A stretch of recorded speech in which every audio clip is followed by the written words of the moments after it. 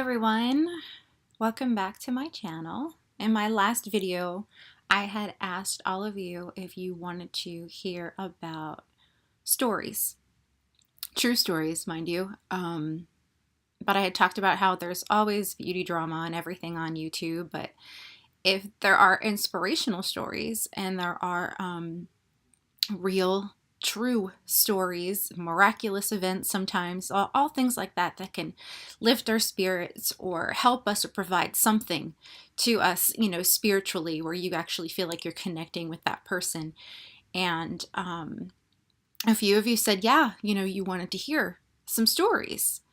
I've got a few, but I'm going to focus on one today and I've had anxiety all day because I knew I was going to tell this story today. The good thing about it is that I get to sit here and chat with you instead of putting on makeup and showing you my routines and stuff like that. And I have my e-cig and my tissues and my bottle of water, so I'm pretty much ready to go. I went through a little background information. Several abusive relationships, and a lot of them as teenagers, childhood abuse, different things. And it brought me to a point where, I was afraid of certain things. I had certain digestive problems. I always have problems talking to you guys. And I was even afraid to go anywhere or do anything, at one time. I wouldn't even leave my house. I was afraid to drive. I was deathly afraid of needles, so getting blood taken and all that other stuff, I'd like pass out over it and like really have a panic attack. And I know a lot of you can relate to this because I know that I'm not the only one that suffered from anxiety disorder. So back in 2011, I decided I was going to go to college and I was going to figure things out, and I started the self-help program. I actually took Lucinda Bassett's Attacking Anxiety and Depression, and it helped me.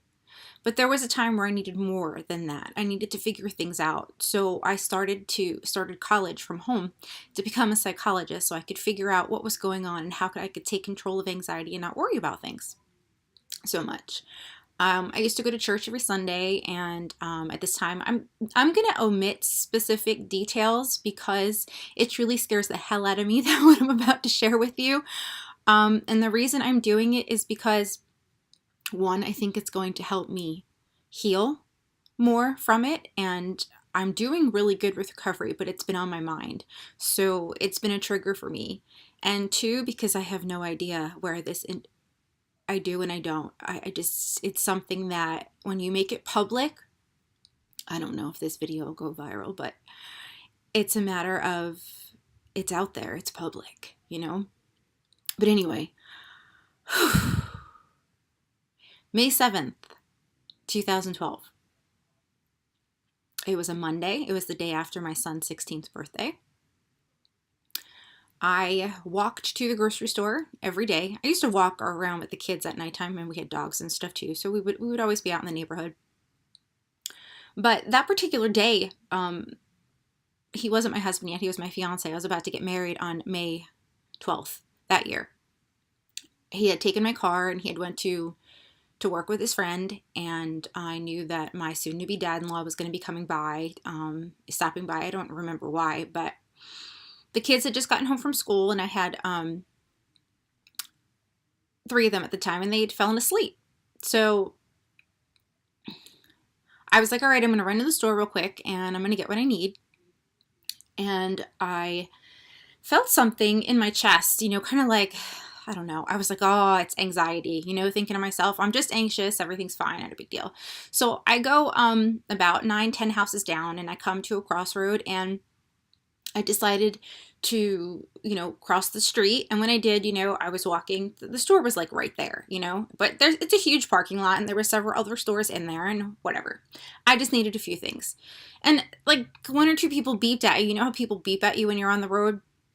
So I was like, ugh, like it just, what's going on with me? What is I feel like something bad's about to happen, But then I was like, Karen, you're paranoid. Just get what you need to get and go, right?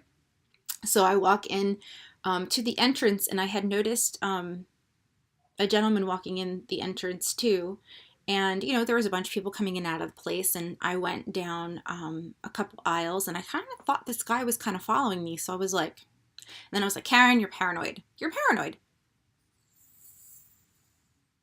Everything's going to be okay. You know, don't worry about it. So I get to the checkout.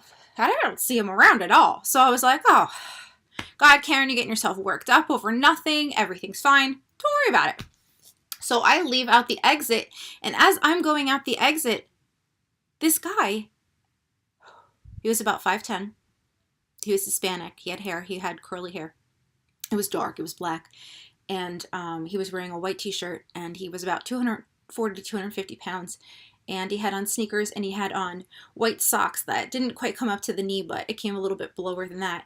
And I was like, I better get home quick. At this point, I'm kind of thinking like, something's not right here. I just don't know what it is, but I just don't feel right. So as I'm walking across the parking lot, which is taking me a few minutes to do, I call my father-in-law, and I'm like, he's like, I just left your house. I was like, well, I don't know if I'm being paranoid or not, but I think that somebody's following me. And he was like, well, I was just there. Do you really need me to come back? And I was like, no, you know, I'm probably just paranoid. I think things are going to be okay. He's like, well, you know that there's a cop that lives on the corner.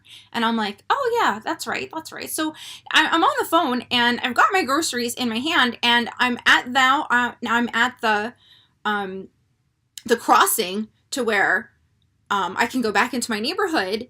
And I turn to see the cars, and here he is in a 1996 green Ford Explorer, waving me on. I'm like, so I'm thinking, okay, am I paranoid? I don't know if I'm paranoid or not. So I cross over the street, and I remember that the sheriff's house was right there on the left, and my house was 10 down on the right, and there was this side street coming to the left, you know, but you could get around the neighborhood if you could, after two houses on the left, if you made a left, you could go around into the neighborhood, whatever. Anyway, so he kind of creeps past me as I'm on the phone, and I was like, Dad, I gotta go. I gotta call 911. I was like, something's not right about this. I mean, like creeping, like slowly the car's going, and I'm like, so I'm pretending, you know, I'm on the phone. I dial 911. He turns left. I turn into the police officer's driveway, knowing he's not home.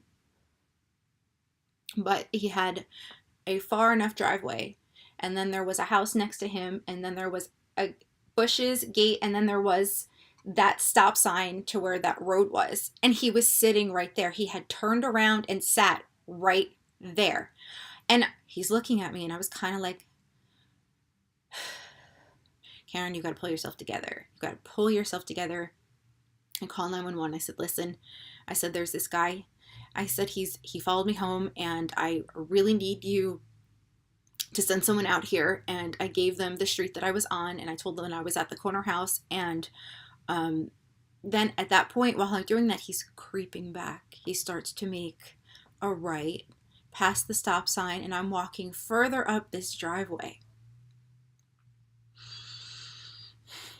flipping out. I remember wearing a pink t-shirt that day and pink shoes, and I had on my jean shorts, and I turned around, and the next thing the operator asks is, can you get his license plate number? I was like, so he passes me so slowly. But now for him, if he was going to get out to grab me, he would have to go at least 15 feet, if not more. So I was turned like this, kind of looking and still talking like I was talking to my friend. And he pulls up to the stop sign, because this was the corner house now that I was at. And he stays there. So I back down the driveway. I said, listen, I said, I'm going to give you the license plate number. So I walked just enough to where I could see it. I gave it to her. And she said, do you want me to send out police officers? I said, no, because if he's still in the neighborhood, he's going to know where I live, and I haven't been home yet. And now I'm like in shock completely. So he eventually turns left. I gave them the license plate number, and I was like, you got to send somebody. You have to send somebody to find this guy. He's headed down this road. This is the name of the road, and this is where the direction he's going in. Please, you know, just send something's not right. Something is not right. This should not have happened to me. And she's like, I don't have that license plate listed. Are you sure you got it right? I said, yes. Yes, I'm totally sure. So it was fake. It was a fake plate. We hang up the phone. She said she's going to send somebody out, be on the lookout or whatever. I run home. And of course I check all my kids and I make sure everything's fine, because it's just, you're in that mode. Like, oh my God, I just need to make sure everybody's okay at this point. And I'm like scared as hell. So I'm like, and I call my husband and I'm like, well, he wasn't my husband yet, but I call him and I'm like, this is what just happened. And he's like, well, I'm on my way home. I'll see you in a few minutes, blah, blah, blah, whatever. And then I sat in front of my computer and I was like, it felt like it wasn't over. It wasn't over. Something was not right. Something in me had gave me, I don't want to say notify, but it just gave me an inkling that something was wrong that day, but something was definitely looking out for me too. So I had searched America's Most Wanted and stuff like that, right? And I didn't see anything on America's Most Wanted. I saw some pictures. I didn't see the guy, whatever. But then I searched the state I was living in, Most Wanted, and 5 pictures came up. His was the middle one. I was like, it was a 10-year older picture, but it was him. So I looked at his charge. He'd been on the run since 1995 for rape.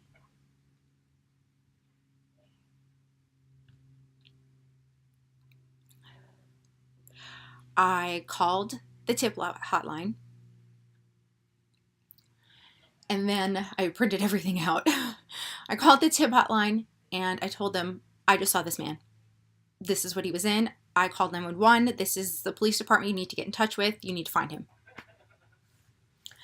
And they asked me all these questions and they repeated the name and I said, yes, yes, yes, yes, yes, yes. I still remember all these details because you never forget something like that.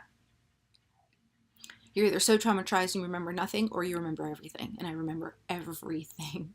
And I knew my husband was on his way home and they said they were going to give me a call back and let me know if anything progressed with this. And mind you, they're all calm when they're talking to you. Like, you're calling 911 and you're calling the city that has the warrant out for him because of the rape. And you're like sitting on the phone and they're like, oh, hang on a minute. And I'm like a tip for Crime Stoppers, do yourself a favor. Hurry the hell up. They missed him. They missed him. Well, it took me a while to get back out and walk again around the neighborhood. And of course, it traumatized me. My husband was worried that man would come back, but I said, look, I didn't go to the house. I knew better. And I knew I had done everything I could. And it was my prayer that they were going to find this man. Well, shortly after this event, I got married. About 8-9 months later, I got pregnant. And then we decided to move to another state, South Carolina. And all this time went by and I got this feeling again. I had looked up his name once or twice to see if he had ever been caught. He was caught in June of 2017 in North Carolina, waiting extradition back to the state where it originated from. I was like, I couldn't even believe it. I was like, that's close to me again? It was horrible. It was a horrible, horrible thing, but I was happy that he was caught, but I don't even know what kind of, what was he going to do? What was he going to do with me? Chances are he would have raped and killed me. That's evident. That is evident. And there's still those sharp visions of him looking at me through the bushes when he was sitting at that light the stop sign. And it was just it was one of those things where I just looked up and was like, you kept me safe. You kept me alive. And, I know why he kept me alive. And that I will have to tell you in another story, but it was just a horrific experience. I'm sharing it with you guys. I wanted to get more personal on this channel. I wanted to share this story because so many of us go through things and we cannot overcome them. And there's very few people in my life that know this story, but the ones that do, they're like, Karen, we would never have guessed with all you've come through that you would be normal. Like, they totally expected me to be like in a mental institution. You know what? I'm not surprised. If I hadn't had the training and the therapy and, I've graduated college, I with honors and all of those things, I don't know where I would be. I have no clue. But now that I've told the story, I need a glass of wine. And I'm holding it together really, really well. But I want your thoughts, your comments on if something like this has happened to you, if this story has helped you in any way, if you feel like there's hope for some of the things that have happened to you. And I would really appreciate that, because here I am putting myself out there. And I know there was a reason that I felt I needed to do this. And then when I got a couple of messages and then a comment on my last video, yeah, come on, tell us. We want to relate to you. We can relate to you. That's when I decided to. So do yourself a favor. Always trust your gut instinct. Always, always, always. And if you have problems with anxiety, get help. If you've experienced trauma, get help. You cannot do it alone. You need to learn life skills. I'm going to end this video here, and I will see you all in my next one.